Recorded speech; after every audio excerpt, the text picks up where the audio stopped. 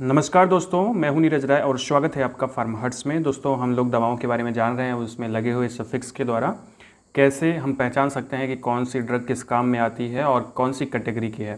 तो उसे देख करके आप बता सकते हैं। तो इसका पहला पार्ट बन चुका है, लिंक डिस्क्रिप्शन में आप देख लीजिएगा, और ये इसका दूसरा भाग है। तो इसमें जैसे क्या होता है, मैंने आपको बताया था कि सफिक्स जो होते हैं उससे हम दवाओं के बारे में पता कर सकते हैं। तो चलिए आज की वीडियो की शुरुआत करते हैं। जैसे एक सफिक्स आता है एजोन। एशोन अगर किसी भी मेडिसिन के अंत में लगा है तो वो कार्टिकोस्टेरॉइड्स होती हैं। ठीक है, तो कार्टिकोस्टेरॉइड मतलब स्टेरॉइडल ड्रग्स होती हैं। एक तरह से आप समझ लीजिए कि ये ड्रग्स जो हैं वो किसी भी दवाओं के साथ में अगर हम देंगे तो अच्छा इफेक्ट होता है। अभी जैसे इसमें एग्जांपल्स आते हैं, जैसे बीटामेथासोन, डेक्सामेथासोन और डाइफ्लोरासोन, ये सारे इसके एग्जांपल हैं। तो सबसे बड़ी बात जो फार्मेसी के स्टूडेंट हैं उनके लिए बहुत आसान होगा, क्योंकि वो एक ही मिलते जुलते नाम को एग्जांपल्स के रूप में याद कर सकते हैं। तो अगर वो क्लासिफिकेशंस कर रहे हैं मेडिसिन का तो उनके लिए आसानी होगी, और अगर आप फार्मेसी बैकग्राउंड से नहीं हैं तब भी आप दवाओं के बारे में जान सकते हैं। तो इस तरह से इनका यूज जो होता है वो होता है ज़्यादातर जो इन्फ्लामेशंस होते हैं उनको कम करने के लिए। इन्फ्लामेशन को बोलते हैं हम शोथ। शोथ का मतलब जैसे कहीं पे चोट लगती है तो वहाँ पे स्वेलिंग आ जाती है, रेडनेस आ जाती है, खजलाहट होती है, इचिंग होती है। तो ऐसी जगहों पे इसका यूज किया जाता है। इसमें जैसे आपका है बहुत सारी ड्रग्स इसमें जो हैं वो स्किन डिजीज़ में भी यूज़ होती हैं। जैसे आपने देखा होगा बेटनोबाइट, ठीक है, तो उसमें बीटामेथासोन होता है।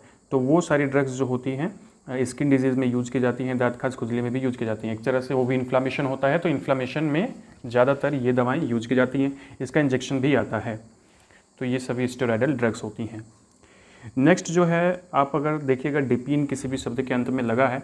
देखिए, कोई ज़रूरी नहीं है कि केवल डिपीन वाली ही ड्रग होगी इस कैटेगरी की, लेकिन ज़्यादातर जो ड्रग्स हैं अगर उसमें आगे डिपीन लगा है जो नॉर्मली यूज की जाती हैं तो उसका मतलब है वो कैल्शियम चैनल ब्लॉकर है। तो कैल्शियम चैनल ब्लॉकर क्या होता है, कैसे होता है, इस वीडियो में मैं नहीं बताऊंगा। उसके लिए नेक्स्ट वीडियो या किसी वीडियो में मैं बता दूंगा कि क्या कैसे काम करता है, जो कि फार्मेसी के स्टूडेंट के लिए आसान है, वो उनके लिए ज़रूरी है और बाकियों के लिए उतना ज़रूरी नहीं है। तो अगर डिपीन लगा है तो वो कैल्शियम चैनल ब्लॉकर की कैटेगरी होती है, और इसमें एग्जांपल आता है एम्लोडिपिन, निफेडिपिन, निमोडिपिन। तो ये जो ड्रग्स होती हैं ये नॉर्मली कार्डियोवैस्कुलर डिजीज़ में यूज की जाती हैं, खास करके हृदय से संबंधित जितनी बीमारियाँ होती हैं, ब्लड से संबंधित जो बीमारियाँ होती हैं, जैसे एंजाइना है, हाइपरटेंशन है, या एट्रियल फाइब्रिलेशन है, मतलब आपकी धमनी काठिन्य है, या उसमें भी यूज़ की जाती है ये। तो कुल मिला के जैसे इसमें एग्जांपल्स आप देख लीजिए, डिपीन लगा हुआ है तो वो कार्डियोवैस्कुलर डिजीज़ की होंगी। खास करके आप समझ लीजिए कि हाइपरटेंशन की ड्रग होंगी ज़्यादातर, या फिर एंजाइना की ड्रग होंगी। नेक्स्ट आता है ओलोल। अगर किसी भी में ओलोल शब्द आया है, ओलोल अंत में लगा हुआ है सफिक्स, तो उसका मतलब होता है कि ये बीटा ब्लॉकर्स होती हैं। ठीक है, पहले आपने देखा कैल्शियम चैनल ब्लॉकर और ये होती है बीटा ब्लॉकर। इसमें एग्जांपल्स आते हैं जैसे एटेनोलॉल आपने देखा होगा, प्रोप्रानोलॉल होता है, मेटोप्रोलोल होता है। तो ये जो ड्रग्स होती हैं ये भी एक तरह से कार्डियोवैस्कुलर डिजीज़ में यूज़ होती हैं, हाइपरटेंशन में यूज़ होती हैं, एंजाइना में यूज़ होती हैं। कुल मिला के आप समझ लीजिए कि ओलोल भी जो है वो जितनी भी बीटा ब्लॉकर ड्रग्स होती हैं वो सारी ड्रग्स जो हैं कार्डियोवैस्कुलर डिजीज़ में यूज़ में आती हैं। ठीक है, जैसे एटेनोलॉल सबसे ज़्यादा फेमस है। नेक्स्ट आपका है प्रोफेन। एक्चुअली प्रोफेन जो है वो एक प्रकार से NSAID है। अगर प्रोफेन लगा है शब्द में तो आप समझ लीजिए कि वो एक ऐसे NSAIDs होते हैं, NSAID नॉन इन्फ्लामेटरी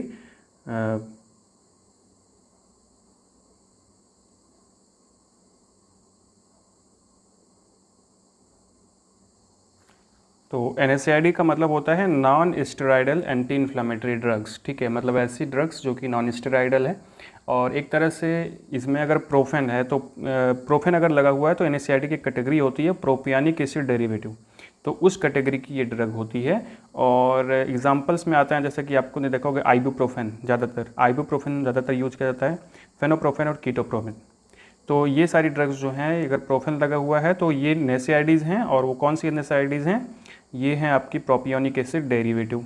ठीक है, अब इसका यूज़ होता है इन्फ्लामेशन में, पेन में और फीवर में। इन्फ्लामेशन का मतलब शोथ होता है, जैसे आपको कहीं लग गई चोट तो वहाँ पे क्या होगा, सूजन हो जाएगी, है ना, स्वेलिंग आ जाती है, देखो मतलब रेडनेस आ जाती है, खुजलाहट होती है, दर्द होता है, तो वहाँ से ये सब यूज की जाती हैं पेन में भी यूज़ की जाती हैं, फीवर में भी यूज़ की जाती हैं, तो एक तरह से, ठीक है।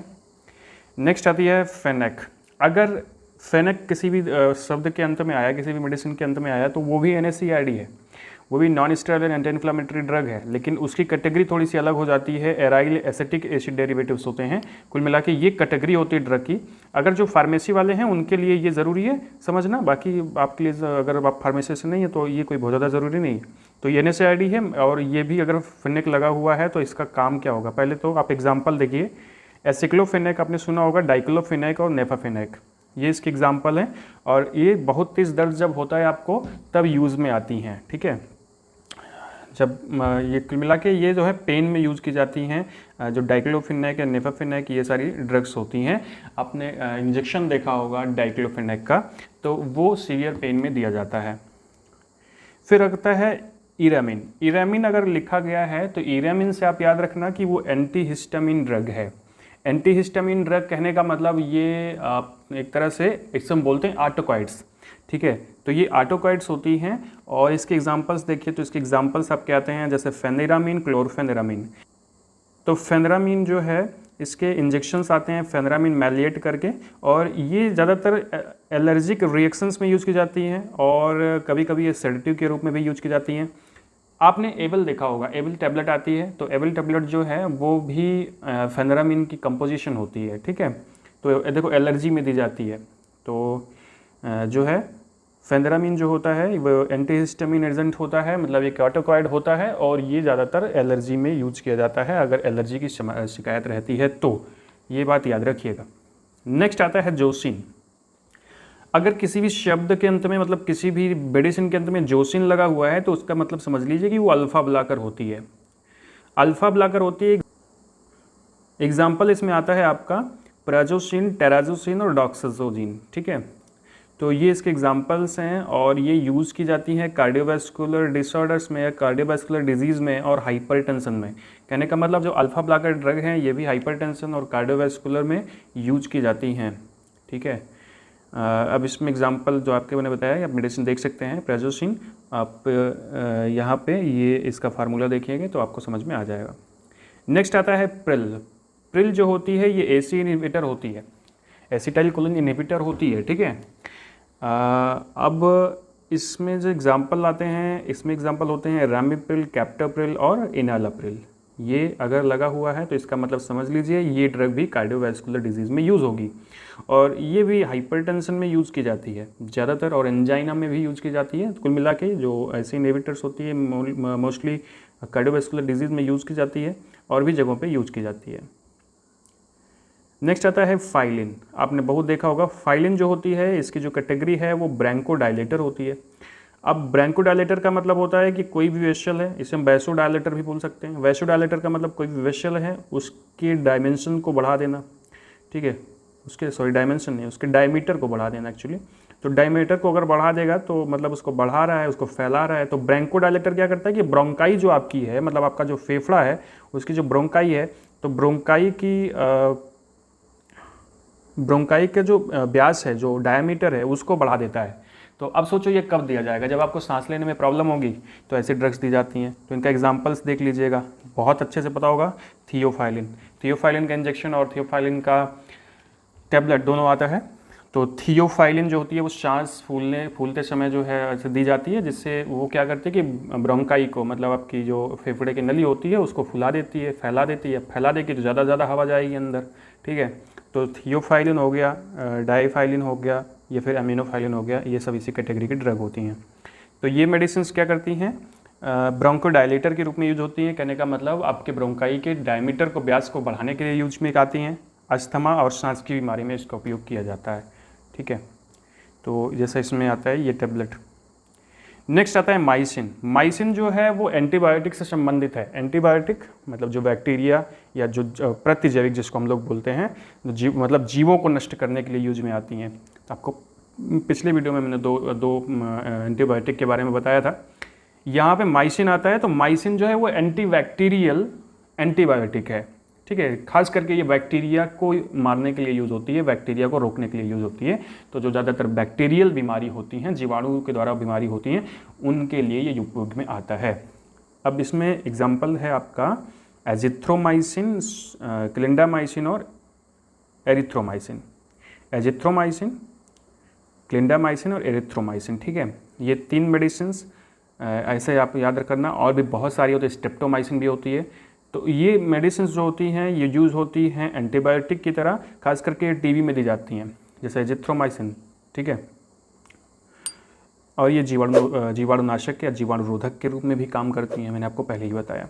तो ये मेडिसिन होती है एंटीबायोटिक, और ये खास करके जीवाणुओं को, मतलब बैक्टीरियाज को नष्ट करने के लिए उपयोग में आती हैं। तो दोस्तों ये था आज का छोटा सा वीडियो। इसमें हमने करीब 10 ड्रग्स बताई हैं। अभी ज़्यादा तो मैं नहीं, लेकिन तब भी कुछ वीडियोस तो इसके आएंगे ही।